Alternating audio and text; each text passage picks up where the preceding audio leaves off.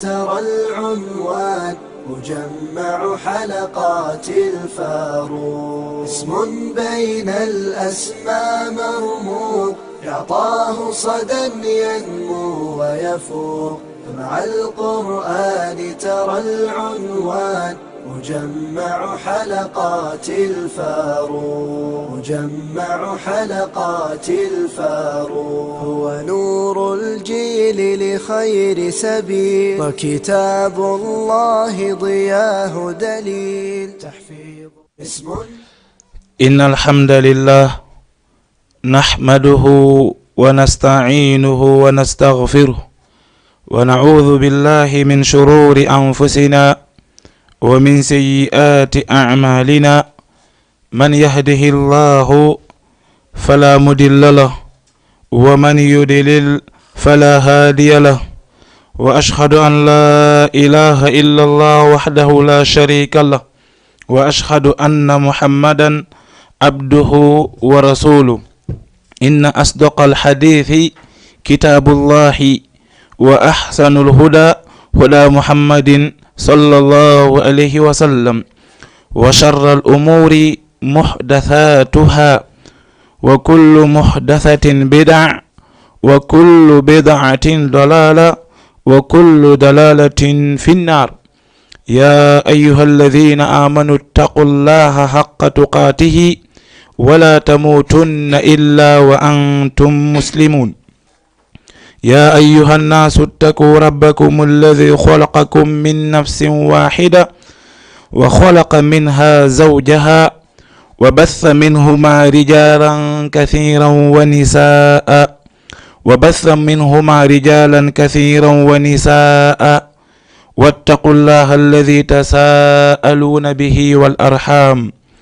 يا أيها الذين آمنوا اتقوا الله وقولوا قولا سديدا يصلح لكم أعمالكم ويغفر لكم ذنوبكم، ومن يطع الله ورسوله فقد فاز فوزا عظيما. ثم أما بعد، أيها الإخوة المسلمين، أحييكم جميعا بتحية الإسلام الخالدة، تحية مسلم لأخيه المسلم في الدنيا، وتحية أهل الجنة في الجنة، ألا وهي قائلا لكم جميعا: السلام عليكم ورحمة الله وبركاته. أسأل الله سبحانه وتعالى أن يجعل كل كلمة أقولها هنا خالصة لوجه الله الكريم، وأسأل الله جل وعلا أن يجعلكم من الذين يستمعون القول فيتبعون أحسنه. وبعد، أيها الإخوة، فإن موضوعنا اليوم تدور حول شرح عن حديث القدسي لما رواه أبا ذر عن النبي بإذن الله تبارك وتعالى. وسنقوم بشرح تلك الحديث أو ذلك الحديث، ثم بعد ذلك سنستخرج بعدا من الفوائد إن أمكن الله جل وعلا. هذا مسيب جلبة إن يتي الله تبارك وتعالى هيدن يتمو كورنون كن يكاد هيدن مولو رومو كانك الله تبارك وتعالى إمورد إبوني بتالي ميدن دين، إبوني جيغول ميدن دين، كلام الله تبارك وتعالى فيوني أندون هاري ألا مجينو ومو، كلام الله تبارك وتعالى مجيني هاري ألا فيونو ومو. hiden seedi wonde nedema ala reweteɗo e dow goonga nafore o ɗon lorra mo rewali on si wona allahu tabaraka wa taala. hiden seedi o jeeyaɗo makko wiyeteɗo muhammad ko nelaɗo allahu tabaraka wa taala, kañum kadi ko jeeyaɗo allahu tabaraka wa taala. musidɓe, ko ɓuri gongude e yewtere ko yewtete kon fof ko konngol allahu tabaraka wa taala, ko ɓuri moƴƴude e peewal wowletengal ko peewal annabajo muhammadin sallallahu alayhi wa sallam. ko ɓuri bonde piiji ɗin fof musidɓe ko konko andanteɗamo no sinca liifa adda ko diina. haray ko ɗum ɓuri bonde yen andu noon kala wo ko fuɗɗa sinca liifa ko diina ɗum ɗon hare koko fuɗɗa kala wo ko fuɗɗa hare ko majjere yen andu kala majjere ko naɓata jommum ko yiite. Allah on inni ko onon yo ɓeeɗo gondimɓe hule Allahu tabaraka wa taala hattinde hulgol mo e to ɗon ko satti wo hara on ma yaalisi hara wona kon julɓe. Allah on inni ko onon yo yimɓe hule jomirawo moɗon on mo andantedema o tagi on e wonkil gooti, on mo andantedema o tagi e kin wonkil ɗon ɓingu makki ɓawo ɗon o saaki hakkunde maɓɓe kamɓe ɗon ɗiɗo worɓe heewuɓe ko wonnon kañum kadi e rawɓe kañum kadi Allah waɗi hakkunde maɓɓe. hule o Allahu andantedema ko kanko woni ko torortoɗon fi muɗum. Allah on inni ko onon yo ɓeeɗo gondimɓe hule Allahu tabaraka wa taala wowlon konngol wondugol e laawol ɓaawo ɗon si on wowli konngol feewugol Allahu tabaraka wa taala moƴƴinanay on golleji moɗon ɗin. kanko Allahu jalla wa ala o gafurana on bakkatuji moɗon ɗin kala on no mandantedama o ɗoftiki Allahu tabaraka wa taala e annabajo makko on harede oɗo o malama ko wiyete kon fawdan aziman immorde e malal mawnugal musidɓe julɓe. ɓaawo ɗon mi hiwrori on hiwrango wonande julɓe ɓen ko aduna, hiwrango wonande julɓe ɓen ko laakara. musidɓe mi tori nde Allahu tabaraka wa taala waɗata kala konngol ngol andantede mo lan wowlude ɗo yo taw ko sabu makko kanko Allahu tabaraka wa taala mi woni e wowlirde ngol ɗo konngol. mi tori onon kañum kadi wonɓe en e ndaarude e ɗiɗo nokkeeli sertuɗi nde Allahu tabaraka wa taala ƴettata on o tawna on e ɓeɓe andantedem Allah on inni ko heɗitotoɓe yewtere ɓe ƴetta ko ɓuure moƴƴude yewtere nden kon ɓe nafitira. ko waɗi Allah on inni ɓe nafitora, ko waɗi Allah on inni ulaika hadahumullahu wa ulaika hum ulul albab. ko ɓeɗo woni ɓe Allah on fewni, ko ɓeɗo woni kañum kadi jon hakkille. hay no musidɓe yewtere meɗon nden hino yiilo e ko wiyete kon hadith al-Qudusi. hadith mandantedema ko Aba Dharrin woni ko fillimo o ƴettuɗum e annabajo on sallallahu alayhi wa sallam. ɓaawo nde janguɗen mo seeɗa en immoto yaltingol ko faamuɗen kon e muɗum fiyo julɓen wawu naftorde e muɗum. hare ɓaawo ɗon kañum kadi kono kadi kon fof hiɗen mari hoɓɓe karmakoɓe meɗen machallah ɓe andantedema hiɓe nemina e oɗo Qur'anul Karim hiɓe inne Muhammad Salih Diallo. hare ɓeɗo ko ɓe Allahu tabaraka wa taala okkori ko wiyete kon al-Jawhari. ɗon andino ton ko wiyete kon sawtul jawhari e Qur'anul Karim. tawa bani adama no mari hito towgo kadi no wawi jangude Qur'anul Karim. ɓaawo ɗon kadi jomirawo nemini ɓe wawugol ɓe jangude daaɗe heewuɗe kono e nder muɗum ɓe addanen ɗo daaɗe 10 ɗe andantedema ha 12 ɗe andantedema ɓe weeɓitane en ɗo musidɓe. ɓaawo ɗon kañum kadi hayno ɗen Allahu tabaraka wa taala no waɗiri dokkal makko ngal e dow meɗen. kono ko adi en huccitande fi ɗum ɗon en jonneɓe kamɓe ɓe présento ɓaawo ɗon kañum kadi hettitan inchallah. hare faltata faddal. assalamu aleykum wa rahmatullah. haray jama on fof on hiwrama mo be landama so tawino e jaam ka woniri. haray min miɗo maake Mouhammad Saliou Diallo. haray meɗen nooti noddal émission gandal e faamu. haray ko kamɓe woni ko invité en ɗo hannde. haray jama fof tigi tigi on hiwrama spectateur ɓe ɓen fof hay goto accaka. waleykum salam wa rahmatullahi wa barakatuh. idan no musidɓe ko ɓeɗo wiyete Cheikh Mouhammad Salih. haray noon ko adi en hoccitan taw yewtere nden en weeɓitay ɗo seeɗa e inde ɓe andantedema heɓe heɓilani en jangal ngol. hare ara noon e maɓɓe no inne Mahmoudul Khalilul Khusari. on ɗon ɓe weeɓitaymo ɗo inchallahu jalla wala heɗo ɗen. ko wala noon kañum kadi ɓe weeɓitane en oɗo wiyeteɗo Mahirul Munqali. on ɗon kañum kadi ɓe jangana en jangin makko ɓawo ɗon kañum kadi heɗitoɗen tammo on ɓe jogui oɗo wiyeteɗo satir woni Aboubakry Satir oɗo kañum kadi ɓe janganay en mo ɓawo ɗon kañum kadi ɓe janganay en o kala makojo mo wonnaɗo wiyeteɗo Abdoullahi Bachar ɓe janganay en on ɗon kañum kadi ko wonnon kañum kadi ɓe janganay en oɗo wiyeteɗo Kalbani musidɓe hikka ɗon kañum kadi a Cheikh Abdoullahi Al Matrud ɓe janganay en oɗo kañum kadi hikka ɗon Ali Al Jabir woni Ali Abdoullahi Al Jabir ɓe janganay en ɓen ɗon kañum kadi ko wonnon kañum kadi heɓe janganay en oɗo wiyeteɗo Muhaysin haray musidɓe moɓe ɓurata ñentinde on ɓuroɓe welde on kamɓe ko on woni Cheikh Saoudou Souraymi haray ɓe janganay en kañum kadi dande on ɗon nden ɓawo ɗon kañum kadi ɓe mari kadi dande janguetede wiyetede Abdoul Bastir haray musidɓe ko adi en hucci tan e yewtere nden en jonnitayɓe kadi fahin kamɓe ɓe udditana en jonde nden ɓawo ɗum ɓe jangana en Qur'anul Karim e nde ɗo dande nandentedema ko Mahmoudul Khalilul Husari aywa nam haɗa falta tafaddal. Assalamu aleykum wa rahmatullah. Gina seeɗa haray joni meɗen darude ɓay toujours comme no ɓe makiri ɗon haray koyo men jembi inchallah ɗum ɗo wo na tigi tigi onno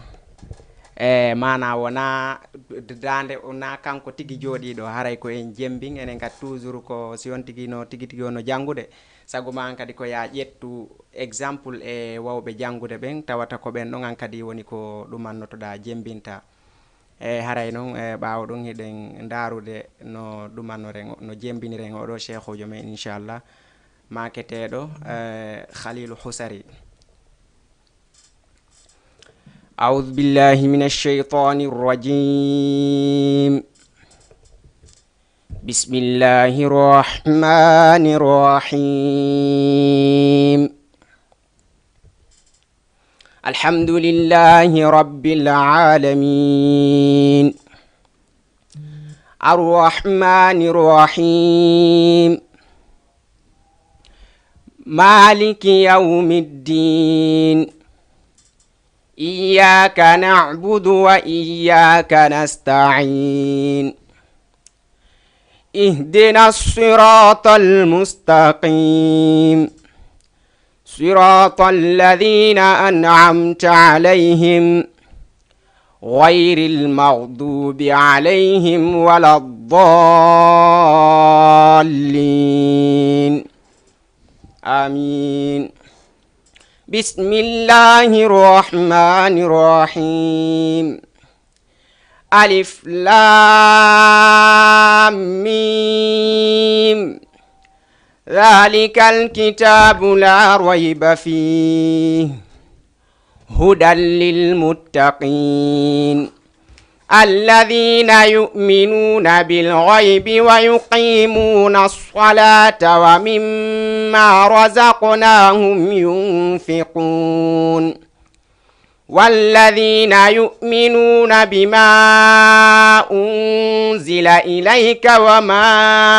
أنزل من قبلك وبالآخرة هم يوقنون أولئك على هدى من ربهم وأولئك هم المفلحون إن الذين كفروا سواء عليهم أأنذرتهم أم لم تنذرهم لا يؤمنون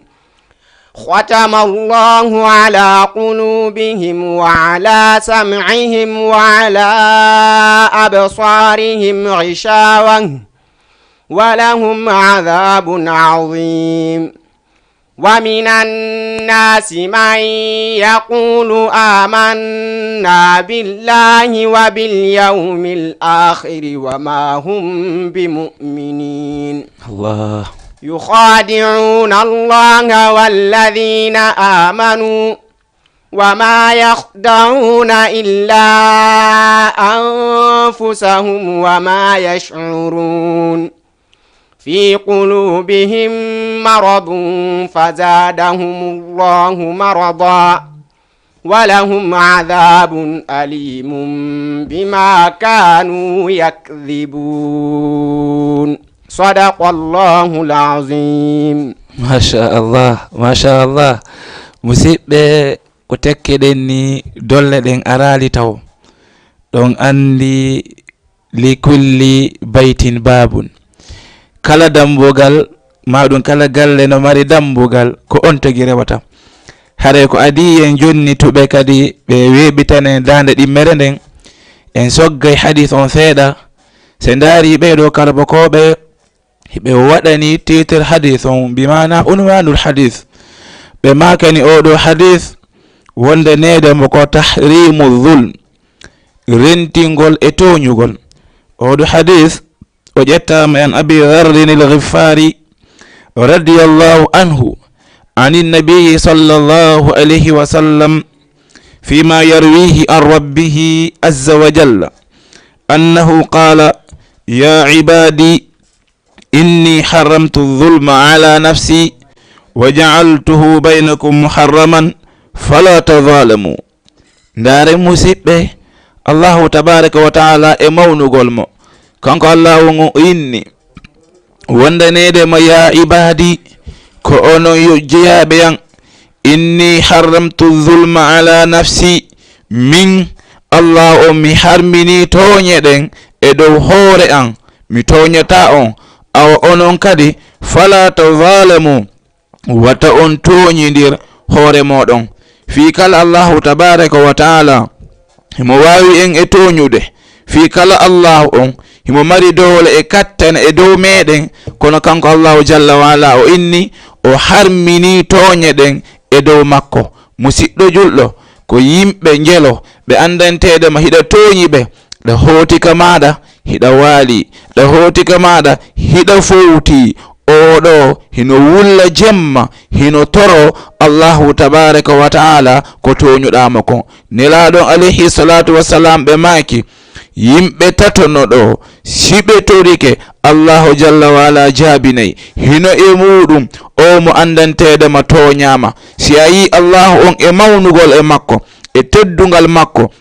o inni haramtu zulma ala nafsi min mi harmini toñe ɗan e dow hoore an awa onon kadi fala tazalamu wata on toñidir. idan musidɓe julɓe ko honno toñirta musidɗo ma fi hiɗa ɓuri mo dowle ko honno tawata o e place makko on mbamo place on fiiɗa ɓuri mo dowle hiɗa e laamu ngu ma ɗum ko honno wikkortoɗa oɗo yeeyamo bandiyagal jatta kungu jogiti anditutun nelaɗon alayhi salatu wassalam ɓe maki wo الظلم ظلمات يوم القيامة بمعنى توني دين كونيبه ونانت جمو نيالان درنغال كدوس الله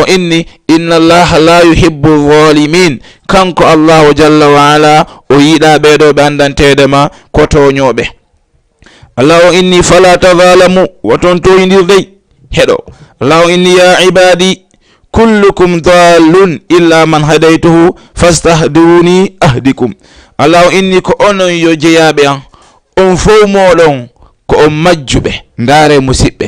asli bani adam aslima an o wondo e mawnintinade aslima an wondo e wadde hoorema karamokojo ka cernoɗo Allah inni kullukum dallun on fof moɗon hari ko on majjuɓe Allah inni fastahduni ɗaɓɓirelam peewal ahdikum mi fewna on musidɓe julɓe ndaren Allahu jalla wa ala ko tawri en maɗum no o windiren asli meɗen fatarana jalla wa ala ala dalala on yi musidɓe ko waɗi noon kalmakojo goɗɗo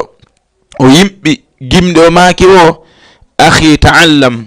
fa laysa ahadun yuladu alimun o inni ko anyo musidɗo jangu ko waɗi hay e goto jibinaka tawi ko o karamakojo kala womo yiwɗa tadarraja an shay'in fa shay'in ay ka on ɗon o jangu ɗum ɗo o feƴƴi on ɗon o jangi ɗum ɗo o feƴƴi ɗum ɗon kadi o jangi ɗum ɗo idan musidɗo julɗo hay e hunde lawaki fi kala noon hiɗa jokki e gurnal aduna andi ɗum ɗon wonali ko laawi idan musidɓe ko ɗum Allah humpiten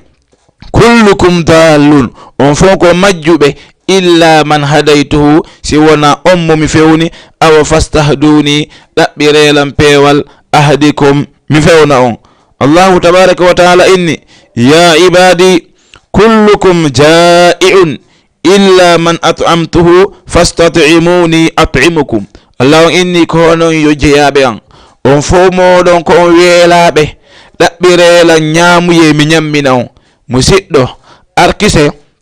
ko Allahu tabaraka wa taala jogiti arkise ko dum Imam Malikin radiyallahu anhu ma Imam Shafi'i radiyallahu anhu be yubbi gimbi be maki wo wondanede ma tawakkaltu fi rizqi ala Allahi khaliqi wama yakun min rizqi falaysa yafutuni ولو لم يكن مني لسان بناطقي سيأتي به الله العظيم بفضله ولو كان في قاع البحار العوامق سيأتي به الله العظيم بفضله. إمام شافعي بماكي ووندنيدما توكلت في رزقي على الله خالقي بمعنى مفوتك مهولورك أركس أنغون edo Allahu tabaraka wa taala tagudola windudola o inni wa ayqaitu anna Allah la shakka raziqi mido yanana mido felliti wondanede ma fere o ala ko Allahu tabaraka wa taala woni ko arkisatammi de ganda Allah inni nahnu narzuqukum wa iyyahum ko min Allah woni ko arkisata on onon wo biyen wore modon den wo subhanallah. Imam Shafi'i be maki wo wondanede ma wama yakun min rizqi falaysa yafutuni kala wo ko tawi ko arkise an Allahu tabaraka wa taala windanino lan dum don be maki wo dum don wonali hino futola be maki non walaw kana fi qa'il bihari awamiqi hayno si tawi arkise ango noko tumbere maayo ko buri luggude don be maki o sayati bihi Allahu al-azim bi fadlihi. Allahu jalla wa ala mawnudo addanaylan on arkise an mo Allah on windanimmi tawino ko tumbere maayo e bural makko e teddungal makko kanko Allahu jalla wa ala be maki wo walaw lam yakun minni lisanun binatuqi haysi tawinon alana min dengal wolingal fontira juude inna Allah okkoran wo wondanede masa yati bihi Allahu wondanede Allahu tabaraka wa taala addanaylan dum don walaw lam yakun minni lisanu binatiqi wondanede ma haysi mi ala kan dengal ko mi tororo Allahu jalla wa ala addanaylan konko woni arkisan ko mi windana musiddo faamu nilaadon alayhi salatu wassalam be maki wo lan tamuta nafsu hatta tastakmil rizqaha be maki wo wondanede ma wonkil kimayata fondanede ma arkisa makki ko Allahu jalla wa ala windani kiko on timmali bani adama on wonali hino maya e do dum do musiddo be maki non wo fa fi ayi shay'in tadhhabu an-nafsu hasaratan be maki kala wo ko bani adama on hucciti no toro arkise no toro uddital no toro ballal no dabbira faabu be maki wo ko ninse hikkanta don odo bani adam be maki non wa qad qassama ar-rahmanu rizqa al-khalaiqi ko wadi Allah tabaraka wa taala o sendino nebi arkise jiyabe ben musiddo nyande hebuda balde temedere e nogay woni 120 jours ko nden nyande arkise ma on winda ko nder reedo yummama anduto o hadith mo neladon alayhi salatu wassalam makanno Abdullahi ibnu Abbas be makanima wondanede ma wa alam anna al-ummata lawiji tamau ala an yadurruka bi shay'in lam yadurruka illa bi shay'in qad katabahu Allahu laka sibe motto ndiri yobe lorrire e hunde be wawata mo lorrirde si wona den hunde ne Allahu jalla wa ala tawi windanino ma an yo musiddo ko wona non kanyum kadbe maki rufi'atil aqlam karambe windanodi di embere arkisa ma on di bantano mo no nebi idan non ko ayyo musiddo wattan yila etoda andita arkise ma on ko Allahu tabaraka wa taala jogiti. Allahu innuma wa man yatawakkal ala Allahi fu hasbu. kala o mandantedema yowitike holorike fof e Allahu tabaraka wa taala, Allahu jalla wa ala yonaymo kono arkisa mo anyomu siddo.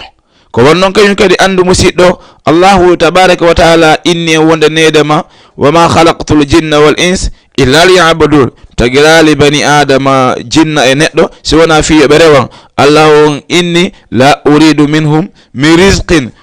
wama uridu an honno la uridu minhum in honno wama khalaqtul jinna wal insa illa liya'budun ma uridu minhum min rizqin wa ma uridu an yut'imun. jamil wondenel Allah inni mi falaka e be jeya be arkise, mi falaka yo be nyammina fi wondum. inna Allaha huwa ar-razzaqu dhul quwwati al-matin. ko kanko woni arkisowo jondole timmude den. idan musiddo juldo ƴettu fi ma on fo jonna arkisa ma on. ndaru o hadis si tawi o selli annabajo on alayhi salatu wassalam maki wo ko an yobani adam e hadisul qudusi wa Allahu inni ka an yobani adam khalaqtuka li ibadika khalaqtuka li ta'budani ka an yobani adam mitagima fiya rewan wonde nede ma arkise ma on ko min Allah on fawti ko min jonnatama. enen hande ko honɗum waɗen ayyuhal ikhwa ta'akkasna al-amra woni en wayliti se ndaari jowul enen ko waktu hombo finaten fi gollegol ɗaɓɓoygol aduna, ko waktu hombo artaten kañum kadi ene o waktu men ɗon fof en heɓay ɗon ko fanɗe wo 2 heures du temps 3 heures du temps 4 heures du temps 5 heures du temps waɗugol ko tagira ɗen ko honde tuma jooɗiɗa lebbi jelu wayruɗa jangude musidɗo, ko duuɓi jelu wayruɗa jangude musidɗo, ko balɗe jelu wayruɗa jangude musidɗo. ene musidɗo hiɗa gayni juzu amma, ene musidɗo hiɗa gayni juzu tabara, ene musidɗo hiɗa gayni juzu qalisami yasin goy, ene a fecci a gayni kamil, ene a hunjike. musidɗo wattenen yila anditen o arkise mo wonɗen e doguɗe bimbi e kikiɗe. Allahu tabaraka wa taala fawti ɗum ɗon o jonnay en ko acciri en kon wota en yeggito woni ko tagiren ko en rewmo. idan no musidɓe julɓe hay joni en jokkitay e ɓeɗo hoɓɓe meɗen kadi waɗe waqfa kadi ɓeyɗen andi ɗe mari hoɓɓe ɓandantedema ko hittuɓe hande en jonneɓe kañum kadi kamɓe ɓe jangana en ɓeɗo kalma ko ɓe wiyeteɓe mahiril munqali inchallah. hare falitafaddal. أعوذ بالله من الشيطان الرجيم. بسم الله الرحمن الرحيم. الحمد لله رب العالمين الرحمن الرحيم مالك يوم الدين إياك نعبد وإياك نستعين اهدنا الصراط المستقيم صراط الذين أنعمت عليهم غير المغضوب عليهم ولا الضالين آمين. مثلهم كمثل الذي استوقد نارا فلما أضاءت ما حوله ذهب الله بنورهم وتركهم في ظلمات لا يبصرون صم بكم عمي فهم لا يرجعون أو كصيب من السماء فيه ظلمات ورعد وبرق يجعلون أصابعهم في آذانهم من الصواعق حذر الموت والله محيط بالكافرين يكاد البرق يخطف أبصارهم كلما أضاء لهم مشوا فيه وإذا أظلم عليهم قاموا ولو شاء الله لذهب بسمعهم وأبصارهم إن الله على كل شيء قدير يا أيها الناس اعبدوا ربكم الذي خلقكم والذين من قبلكم لعلكم تتقون الذي جعل لكم الأرض فراشا والسماء بناء وأنزل من السماء ماء فأخرج به من الثمرات رزقا لكم فلا تجعلوا لله أندادا وأنتم تعلمون صدق الله العظيم. يا الله مسيبة ko wiiɗen gon tunnaane hannde kadi nowr holtay andi ɓe innayi o wondanedema wonɗo e yeeyude lekkele koyo o jogo ko muusinta hoore ko lekki ko muusinta hoore lekki fii koyɗe lekki fii reedu awa noon ɓeeɗo ko ɗum woni ko ɓe mooɓani en ɗo fof lekki honɗum muustama ko daande honde welatama ko mahir ɓe memanima de ko husari nden ɗon ari habbo kañum kadi ɓe addante joni so tawi Allah on weeli so Allah on no yiɗi wela ɓe addante joni nde ɗo dande wiyetede Aboubakry As-Satir. idan noon musidɓe koyen iɗen tori ɓe andantede mahino ko Facebook yoɓe partage en ko waɗi man dalla alal khayri ka fa'ilihi tindinɗo e moƴƴere no waywo waɗɗo gollal ngal ɓe wonɓe ko page meɗen kadi YouTube wonɓe ndayi toon haɗe kamɓe kañum kadi yoɓe partage haɗa musidɓe julɓe ɓawo ɗon kañum kadi heɗen ruttitude hay joni ceernoɓe ɓen ɓe weɓitane nde ɗo dande wiyetede Aboubakry Satiri haɗa falyatafaddal. أعوذ بالله من الشيطان الرجيم بسم الله الرحمن الرحيم والنجم إذا هوى ما ضل صاحبكم وما غوى وما ينطق عن الهوى إن هو إلا وحي يوحى علمه شديد القوى ذو مرة فاستوى وهو بالأفق الأعلى ثم ضنا فتدلى فكان قاب قوسين أو أدنى فأوحى إلى عبده ما أوحى ما كذب الفؤاد ما رأى أفتمارونه على ما يرى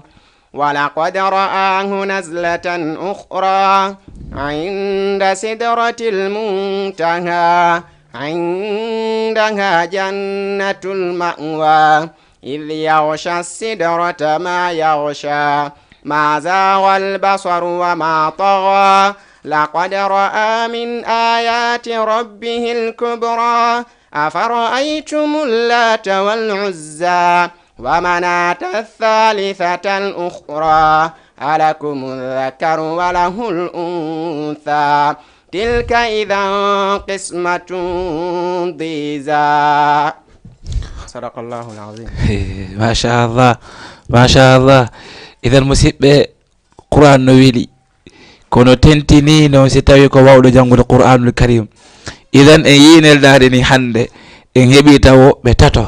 إذا ko ɓeɗo wiyete Aboubakry As-Satir. idan ɓurɓe hewde ɓen haɗa on andi ɓeɗo haɗa ɓawɗon kadi en contintine seeɗa yewtere meɗen nden woni ko yen andutum Allah on inni wondanedema kullukum ja'iun illa man at'amtuhu fastat'imuni ut'imukum bimana on fo moɗon ko on weelaɓe ɗaɓɓinela yomi ñammin on min Allahu jalla wala mi ñammino ɓawde Allahu innino wondanedema ya ibadi kullukum aarin illa man kasawtuhu fastakthuni aksukum. Allahu inni ko onon yo jeyaɓe an ande on fo moɗon kon holuɓe ɗaɓɓirelan kolto mi holtinon kullukum aarun illa man kasawtuhu fastakthuni aksukum. on fo moɗon kon holuɓe ɗaɓɓirelan holtugol mi holtina on an yo bani adam. idan musidɓe ndaren ala hay e goto jibindinaɗo tawi no ɓorni ala.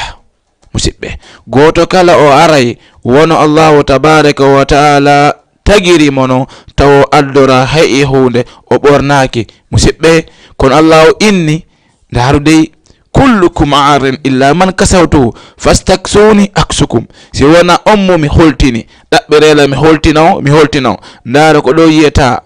o ɓiɗɗo no jibina hande wiye ko ɓiɗɗo honnu ko jiwo yehe sonno mo conci juuɓe, ko ɓiɗɗo honnu ko gorko yehe sonno mo conci worɓe. kisan musidɗo Allahu tabaraka wa taala fuɗɗike ma holtinde saga nde heɓalaɗo musidɗo. yi'a Allahu jalla wa ala hino arki sama wono inni non on fo kon holuɓe si wona ommo mi holtini. yi'a moɓe ma ɓen sonnama ensemble seeɗa inde bobo ma nden ñande denna bo ma on yi'a futungu weldiɓe nene ma ɓen weldiɓe baba ma ɓen no addanma conci dongal tawa joni kan wonno arnoɗo no holi Allahu tabaraka wa taala holtinima e ndel yontere ko ɓornotoɗa yer hitande ma ko ɓornotoɗa duuɓi. isan musidɓe, waman yatawakkal ala llahi fahuwa hasbu. en yii kadi jaka asli bani adam ko honɗum ko holugol angal hay e hunde si wona ommo Allahu tabaraka wa taala jonni. idan musidɓe julɓe, wattenen yila anden kala wo hunde nde on togi heɓi ko Allahu tabaraka wa taala jonnuma. kono noon wata huccitan dey e ɗaɓɓugol conci ko ɓornoɗa ñalande o ñande karamo ko joggoto no inni wo wondanede mo yuɓɓigimi. ya khadimal jismi kam tasqa li hidimatihi atatlubu ribha mimma fihi khusranu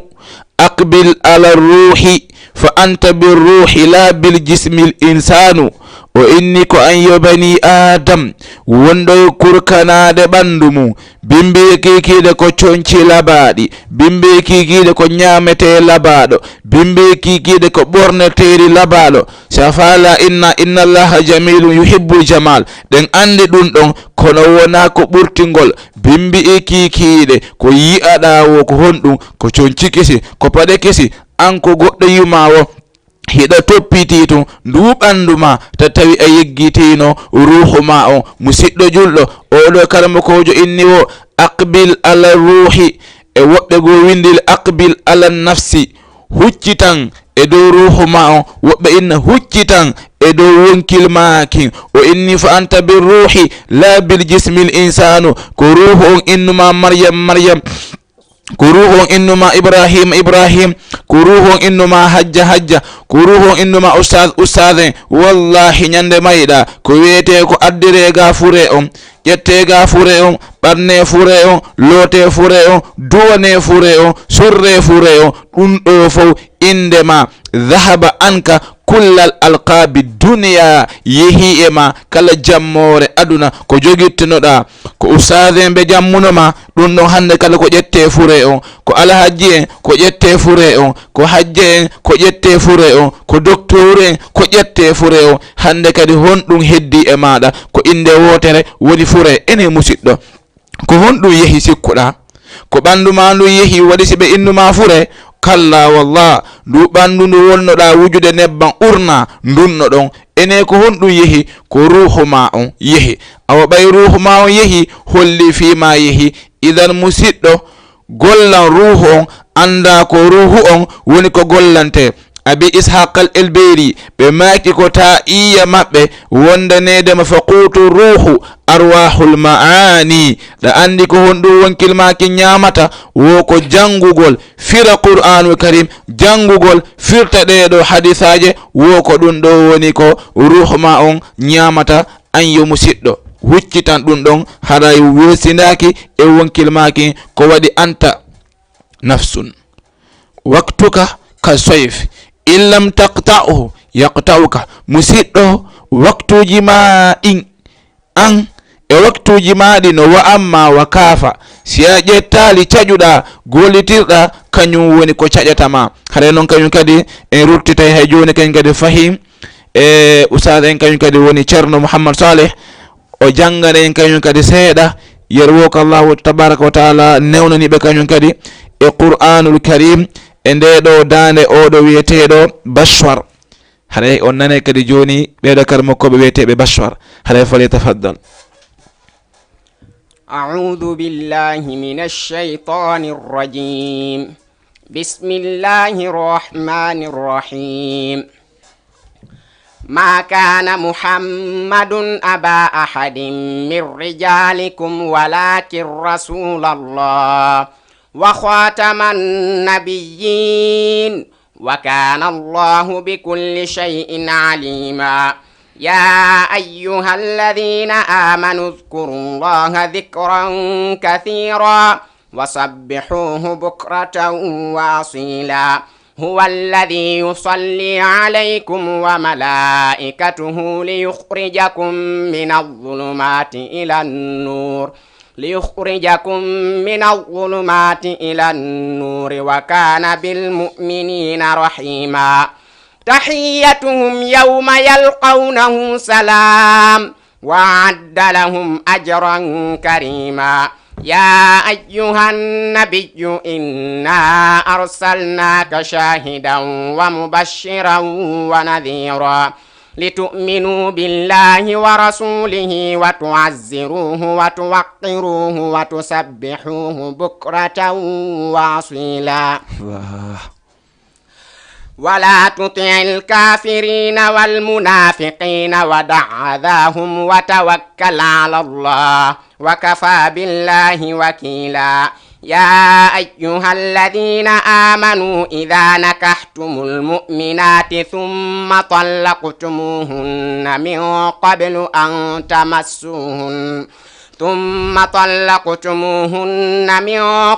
أن تمسوهن فما لكم عليهن من عدة تعتدونها فمتعوهن وسرحوهن سراحا جميلا صدق الله العظيم. الله أكبر. kala anduɗo wiyeteɗo bashfar haray anditiɗo noru num holti. idan musidɓe en hettitata kañum kadi yewtere nden kadi en jonniteɓe kadi ɓe weeɓitana en ɓe karmakoɓe wiyeteɓe Adinil Kalbani ko ɓalejo goto ha hande eɓe leydi ndin tagga woni ko julni ko nder suudu Kaaba Masjidul Haram ko julni ko Kaaba ko on karmakojo wiyeteɗo Adinil Kalbani ko on o ɓe weeɓitanta en ɗo joni ɓe janggana en kañum kadi dande ɓenɗen on heɗoɗen kadi inchallah haala hay joni ɗen jonnituɗo ɓe. أعوذ بالله من الشيطان الرجيم بسم الله الرحمن الرحيم عما يتساءلون عن النبأ العظيم الذي هم فيه مختلفون كلا سيعلمون ثم كلا سيعلمون ألم نجعل الأرض مهادا والجبال أوتادا وخلقناكم أزواجا وجعلنا نومكم ثباتا وجعلنا الليل لباسا وجعلنا النهار معاشا وبنينا فوقكم سبعا سدادا وجعلنا سراجا وهاجا وأنزلنا من المعصرات ماء ثجاجا لنخرج به حبا ونباتا وجنات ألفافا إن يوم الفصل كان ميقاتا صدق الله العظيم. الله أكبر. إذا المسيب en udditay antenom yer kala ɓandanteɗe ma no faala noddude no wawi noddude mais ceerno Mouhammad Salih ɗo yen kontintin seeɗa e daaɗe hedditiɓɓen mi faala landagol on seeɗa si tawi na ella hara miɗo humpa andude ko honto woni ko janguɗon taw. Bon on tigi ka jangi hiɓɓe ɗum on seeɗa no ko tigi tigi on ko woni ko fuɗɗanilan jande taw ko jajiraɓe an goto hino make Mariam machallah ɓen harayni ni hino jogiti daara kayte Tiwawon Peul machallah ko ɓen ɗon tigi tigi on woni ko andi kala ko woni kon tigi tigi on sino ɗumanede haray daƴƴere nden no toon joni noon daƴƴere nde tigi tigi on sigi on gina seeɗa tigi tigi on ko kamɓe woni ko fuɗɗani on tigi o waɗi noon ka famuɗa sigi o haray ko heddanima kon e janngugol haray udditanike ma haray heeɓi dal daƴƴere nden ɓay tuma nde woni kala ko yiiɗa tigi tigi on a wawana e lirande hoorema haray ko ɗum woni a heeɓi base on woni ko daara noon ka on tigi woni ko janggi ɗon ko parcelle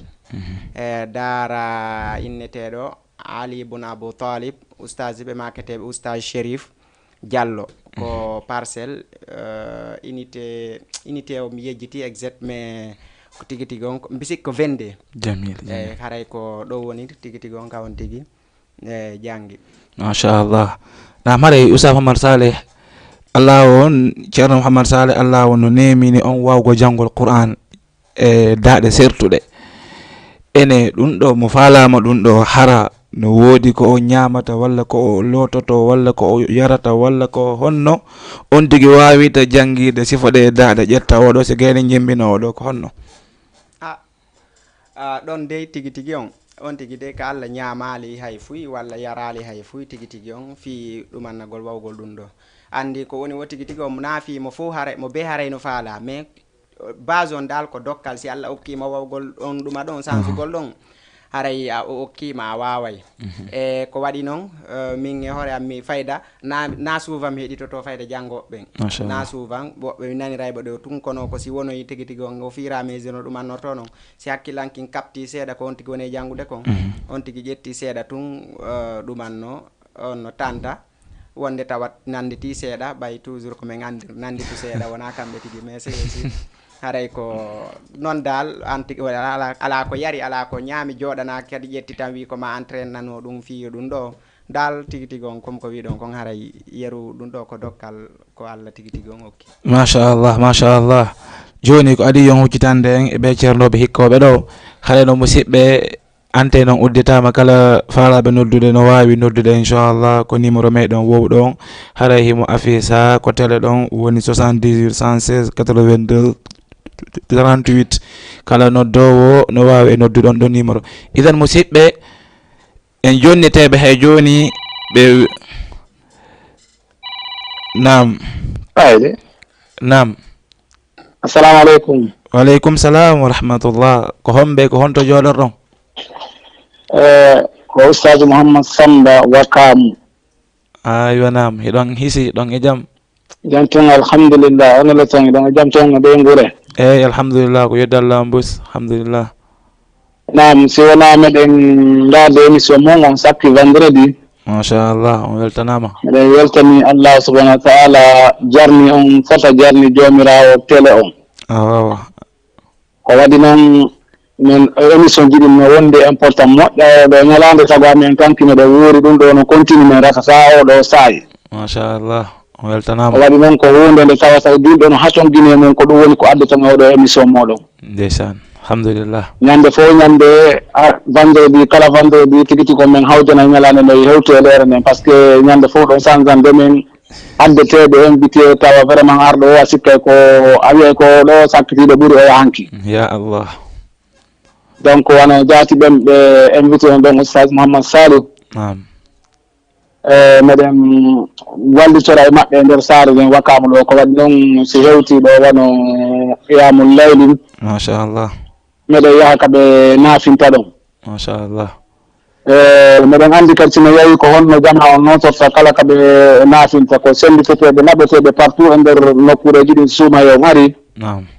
haray soholɓe ɓe yoɓe yewɓe naafinana ɓe no ɗuuɗi machallah donc ɓe hara ɓen tawnoɓe Allah yo Allah lan ɗo mbantuki maɓɓe ɓe ɓeydanaɓe darja on a ɓeydanaɓe gandal ngal amin amin amin onon kadi invité ɓe yo Allah lan ɗo ñiiɓi on ka nokkure ɗo ñiiɓina jooma nokkure nden junna on balɗe moƴƴina on battane arsika on kala ko faala ɗon o denda on kala ko hulɗon amin amin onon kadi on weltanama waɗa barki e julɓe ɓen o ɓanta l'islam o wallahi Allah ɓantukimon onon ɓe wonɓe daranaɗon l'islam ɓantata saabu ɗum ɗo ko ɓantugol l'islam ni en fo amin amin en fo haɗa min wulɗa si faɗi émission ji e télé ji ɗin on andi ko laɓikin ɓen ɗe ɗiɗi sa huɓɓini a yiyay toon ko weɗema e ko metteyma pellet tawi noon sifa ɗiɗo piijuno waɗede yiɗi ɓe ɗum ɗo ɓen kan haray kamɓe kadi ɗum ɗo ne welaɓe ɓe yiɗa e ndaarugol ɗum ɗon sago maɓɓe ñande wo ñande eyyi on weltanama haray sino gasayno men inna yontere nden hayno miiji kono au moins mbay ɗum ɗo watti heɓade yetti Allah o hawnaki ñande go Allah ɓeydana en eyyi inchallah fof no e wi ɗum e yetti Allah ɓay Allah wi so yettiɗam mi ɓeydanayi on e yetti Allah yo Allah ɓeydan en awa inchallah onon kadi on ara invité on weltanama fof tan meɗen jentidaɗen fof miɗen ittade ndokko alqouran on hannde kadi machallah waytoyta ɗum ɗo gasu barakallahu fikum wa jasakumullahu khayra amin amin wa fikum assalamu barakallah aleykum wa rahmatullah wa aleykum salam wa rahmatullah wa barakatuh haray onon kadi on tawi ko no ɗo no faala on hewrade no inne Mouhammad Yero o salmina on tullaɗo siɗon e jaam kan kadi awa inchallah assalamu aleykum wa aleykum salam wa rahmatullah o iɗon jam on jarama de on hiwrama onon kadi yo amin jentade jangge on jangge on no weeli machallah awa on ka weltanama onon kadi ko noddi men invité ɓe weltanama ɓe ɓeydu wakkilare awa inchallah assalamu aleykum wa aleykum salam wa rahmatullah idan musidɓe julɓe ko wanno ɓe makiri noon ko no woniri ɓeɗo ko ceerno meɗen ɓandantedema ko yiilotoɓe hayka meɗen laggine ɓe jogui yahugol ton juulirde ko ɓe julnata woni chaque suumaye wonde kañum kadi ko ɗo ɓe howrita suumaye o wakam ɗo kan mi tañƴini juuloɓe ko qiyamul leylu juwete dow to ko cinéma fayda heewa mo anda ɓeɗo idan noon hay joni ɓay waktu no yahude en jonneɓe kadi ɓe weɓitanen ɓe wiyeteɓe Abdoullahi il Matrud ɓe janganen ken kadi dande ɓen ɗon inchallah haray wonɓe ɓen e noddude yo habbe to ha ɓe jopina dande ɗen inchallah. أعوذ بالله من الشيطان الرجيم بسم الله الرحمن الرحيم الحمد لله رب العالمين الرحمن الرحيم مالك يوم الدين إياك نعبد وإياك نستعين اهدنا الصراط المستقيم صراط الذين أنعمت عليهم غير المغضوب عليهم ولا الضالين آمين ألف لام ميم صاد كتاب أنزل إليك فلا يكن في صدرك حرج منه لتنذر به وذكرى للمؤمنين اتبعوا ما أنزل إليكم من ربكم ولا تتبعوا من دونه أولياء قليلا ما تذكرون وكم من قرية أهلكناها فجاءها بأسنا بياتا أو هم قائلون فما كان دعواهم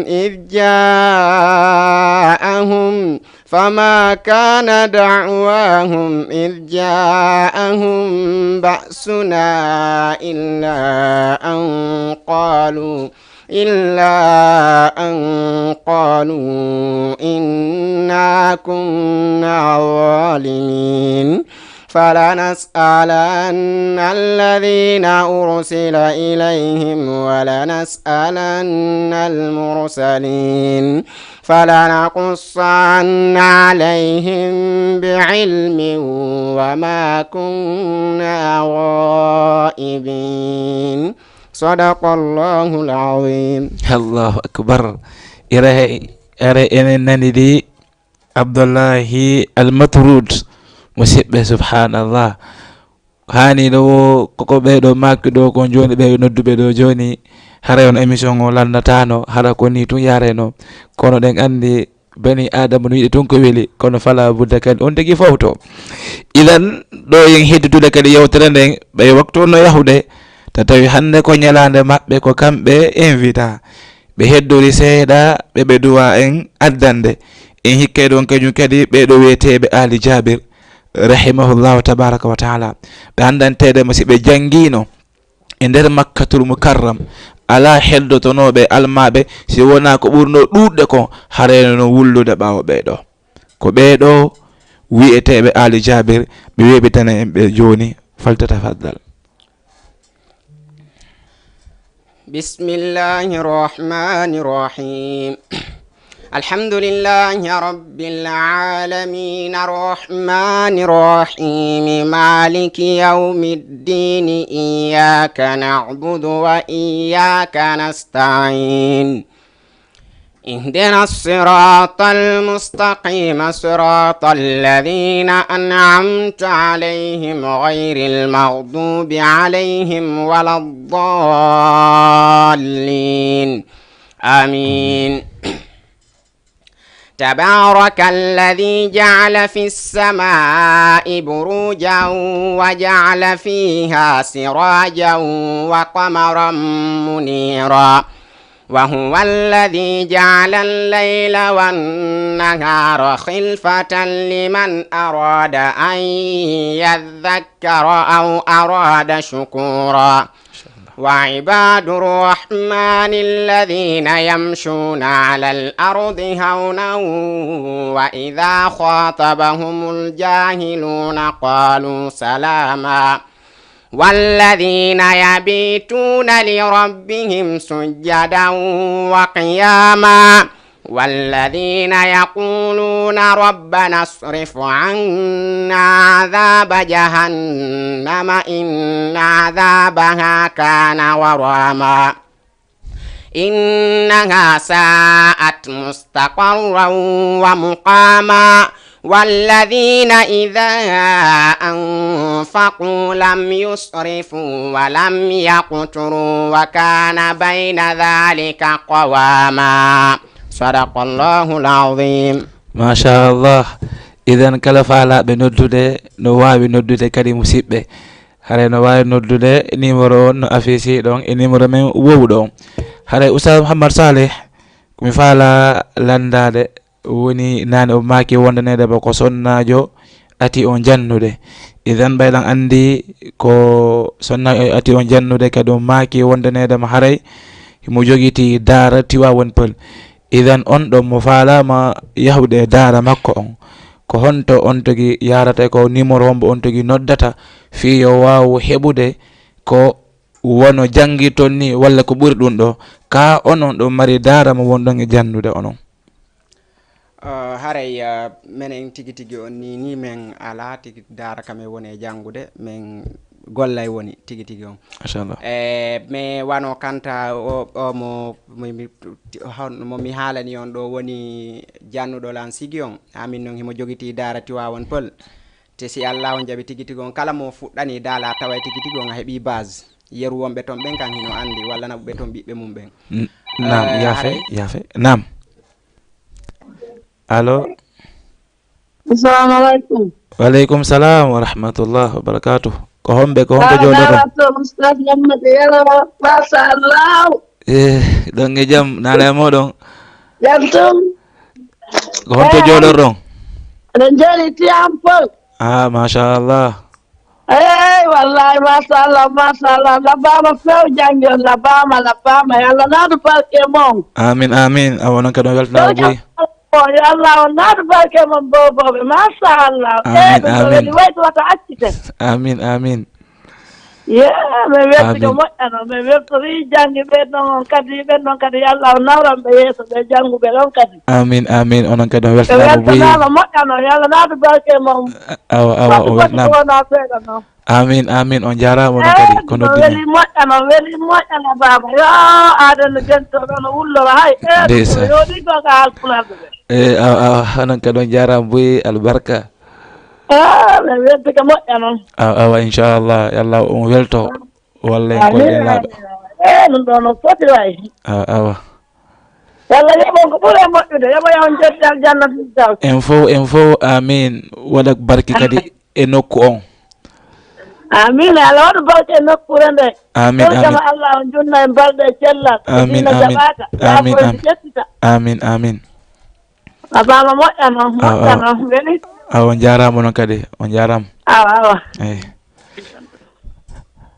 haray musidɓe o gacca hakke mi yotafi ɓeɗo seeɗa ko miɗano haalde ɗum mais kono Allah inni wala tansawul fadla bainakum wato yeggito burangal hakkunde modon nelaɗon alayhi salatu wassalam ɓe maaki man la yashkurul nasa la yashkurullah on mo jarnata weltano yimɓe ɓen ko ɓe waɗanimo kon on o jarrata Allah on idan ko nena woni ko noddi ɗum ɗo kamɓe kadi ɓe weltanamo buyi ɓawo nandanteɗamo ɓe heeɓi on togi ɓe yeɓali on togi ɓe wakkilike ɗan andi ɗo ɓe tampirena noon fiyo mi janggu ɗan andi juldere hewtata haralan holi si wona wallah ɓe holtinelam ko ɓe mi manditi ko holtintanmi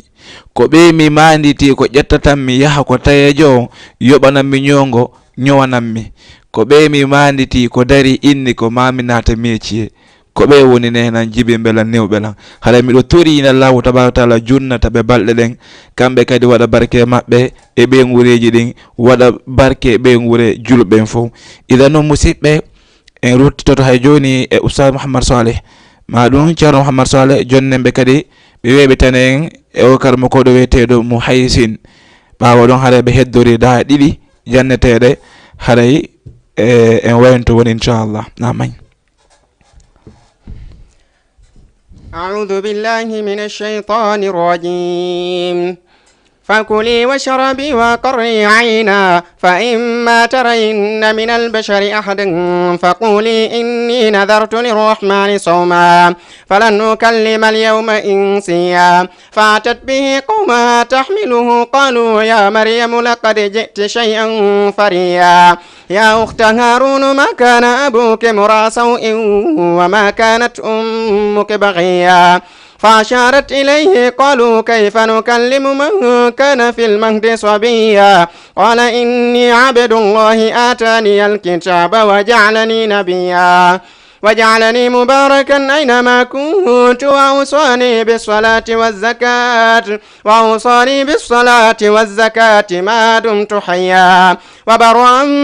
بوالدتي ولم يجعلني جبارا شقيا والسلام علي يوم ولدت ويوم أموت ويوم أبعث حيا ذلك عيسى بن مريم قول الحق الذي فيه يمترون ما كان لله أن يتخذ من ولد سبحانه إذا قضى أمرا فإنما يقول له كن فيكون إن الله ربي وربكم فاعبدوا هذا صراط مستقيم فاختلف الأحزاب من بينهم فويل للذين كفروا من مشهد يوم عظيم صدق الله العظيم. ما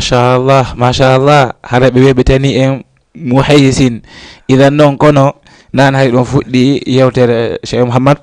Saleh hari ɗon fuɗɗi men jonnude adresse mo falamo yahude on daara ɗon ko honno yarata haray adresse mo falama yahude ka daara ɗon himo wawi ɗon ko ɓuuri yombude ko joni ɓe Allah yombinani jama on himo wawi noddude e numéro ji dan hilan jonna on ɗo mo noddi en ɗin ɗon tigui tigui on o wawa yahude e ɗi daaraji ɗo kam haalni on ɗo ɗiɗo ɗi linnon woni 77 650 89 28 77 650 89 28 après numéro go kadi mo wawi noddude 77 335 72 73 335 72 73 e numéro kadi ɗon 77 850 73 57 haray ɗiɗo numéro ji tati noon haray ka on tigui noddiɗo o inchallah o wawa yawde ɗiɗo ka o faala o inchallah. machallah idan hay joni ɓay waktu on no faɗa tum fayda en ala e jutinde ɗen anden innuno ko Suraymi hikkata ɗon on tuma si on Abdoul Basir mais kono en atoray Abdoul Basir maɗum awa atoren Suraymi o ɗo woni préféré maɓɓe kamɓe so landike ɓe kamɓe ko hombo ɓe ɓuuri yiɗude ɓeɗo fof e woɓɓe goo ko waɗi min daruno daɗe jelu ɗatta ɗo tawi no ɗuuɗi ha nam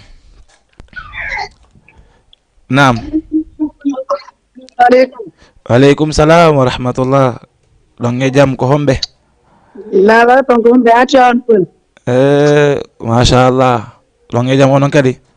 alhamdulillah min weltori émission mon hande kadi machallah woni ko wowno ɗon awa enen kadi on weltanama boyi on duwanama ko noddi men. awa mi weltanike kadi invité ɓe Allah waɗu barke ɓeydo sellingo dande maɓɓe nde seɗinana e sifa maɓɓe. Amin amin amin ɓeydo amin barke kadi télévision maɓɓe. amin amin no ɓeydanama gandal kadi onon invité ɓe ɓeydanama cellal. amin amin waɗana en barke jogiyam fof inchallah mi weltike boyi émission waɗi fonno yeyima. amin onon kadi on weltanama nani albarka mo barakallahu fikum wa fiki barakallah. idol musidɓe en jarni ɓen ɗon haray noon en huccite joni jonnugol ceerno Mouhammad Saleh ɓe janganen dande nde ɓe ɓuuri yidde nden woni o julnowo ko suudu Kaaba. ɗen andi ko ɓe ɗiɗo ɓurta julnude ko Sudays e Suraymi. haray kamɓe noon ko Suraymi ɓurata ɓe welde ɓe janga nden dande ɓen ɗon inchallah. falyatafaddal mashkura wa ma'jura. أعوذ بالله من الشيطان الرجيم بسم الله الرحمن الرحيم الحمد لله رب العالمين الرحمن الرحيم مالك يوم الدين إياك نعبد وإياك نستعين اهدنا الصراط المستقيم صراط الذين أنعمت عليهم غير المغضوب عليهم ولا الضالين آمين. ألف لام ميم الله لا إله إلا هو الحي القيوم نزل عليك الكتاب بالحق مصدقا لما بين يديه وأنزل التوراة والإنجيل من قبل هدى للناس وأنزل الفرقان إن الذين كفروا بآيات الله لهم عذاب شديد والله عزيز ذو انتقام إن الله لا يخفى عليه شيء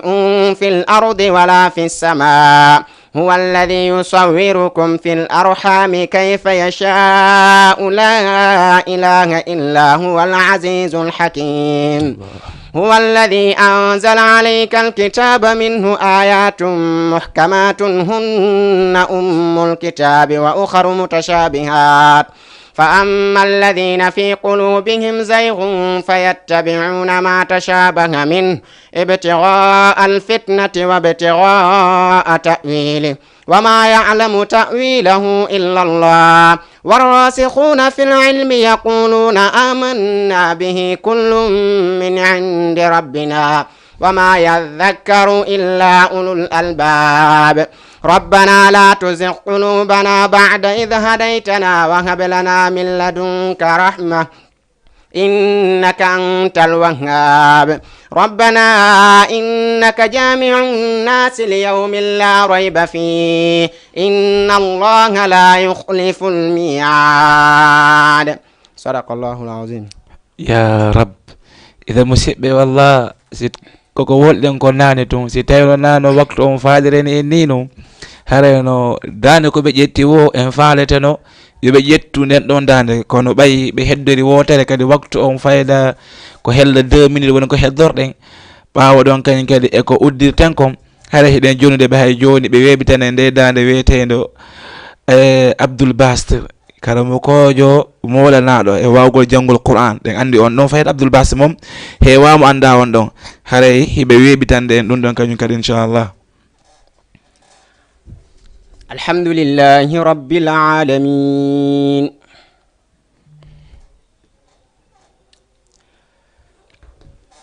wa ghallaqatil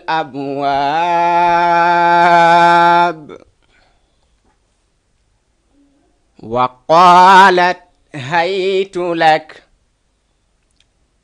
wa qalat hayta lak wa qalat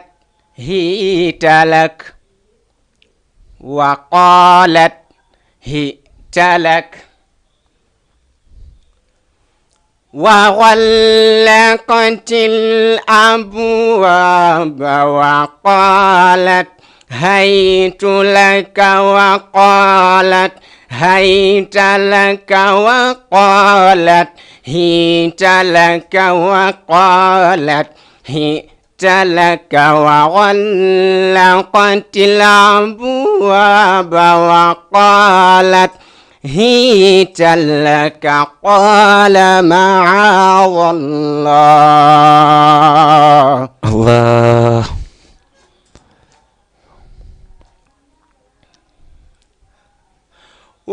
وغلقت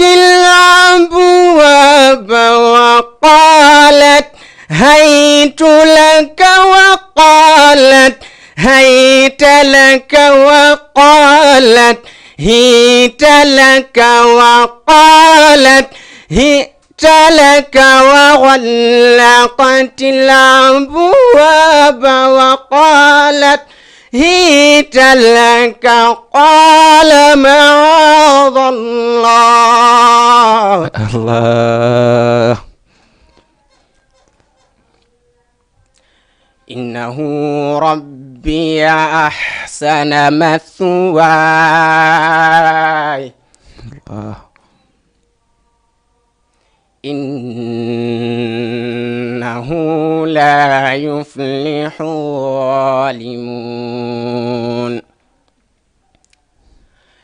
إنه ربي أحسن مثواي الله. إنه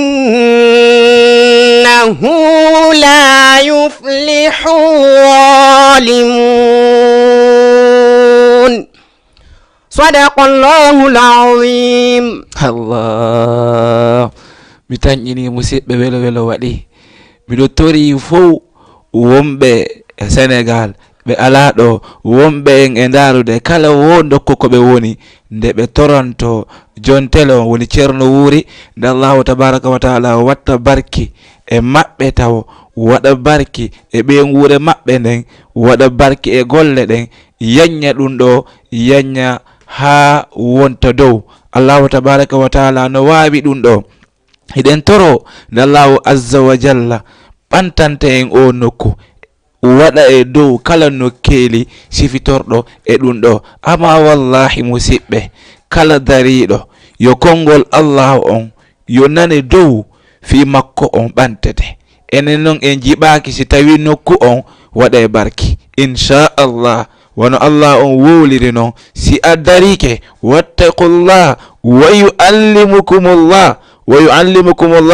woni hule Allah on janna honno Allah on jannan hoore makko. Idan musidɓe hiɗen jorti hiɗen tañƴini Allahu tabaraka wa taala e mangural makko o ɓantay woɗo nokku hara eɗen tori nde Allah on ɓantantomo. Idan musidɓe welo welo ko hani hara noon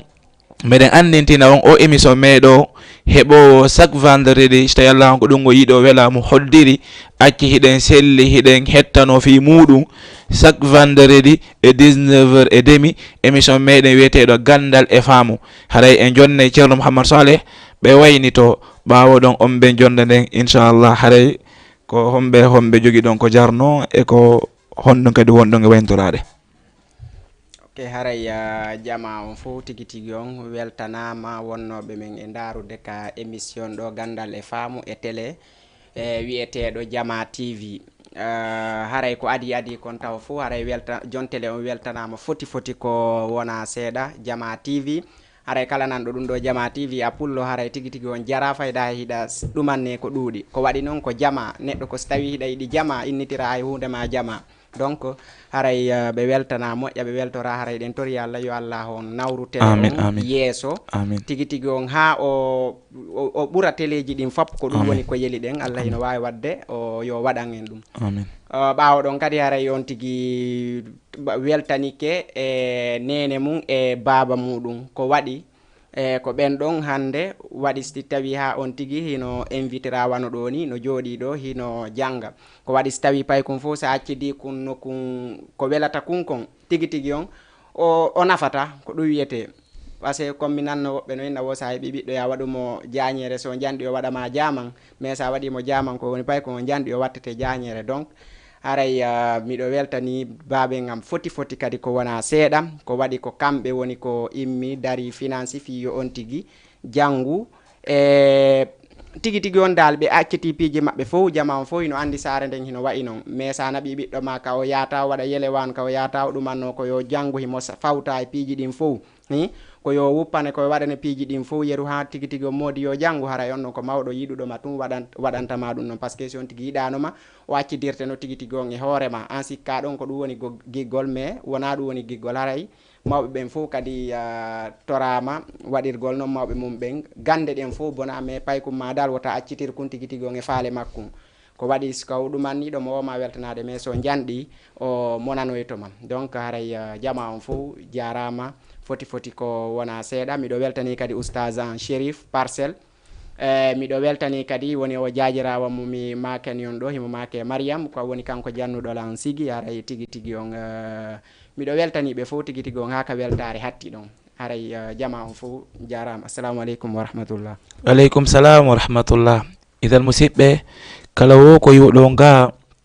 tawi feewi no iwri Allahu tabaraka wa taala kala wo ko yiwɗon e émission on tawi ko faljere immorde e fajjugol e bindi feggagol e ɗengal maɗum angal yarugol no faalirte ɗe noon hare menen ko onon woni ko joɗɗini men ɗo meɗen yaafini hare gandal timmugal ko jomirawo woni ko heyrani fal ilmu indallah aqulu ma tasma'u min adh-dhikri wal ayati wa sallallahu wa sallim ala nabina muhammadin wa ala alihi wa sahbihi wa sallam. Assalamu alaikum wa rahmatullahi wa barakatuh. بين الأسماء مرموق يعطاه صدى ينمو ويفوق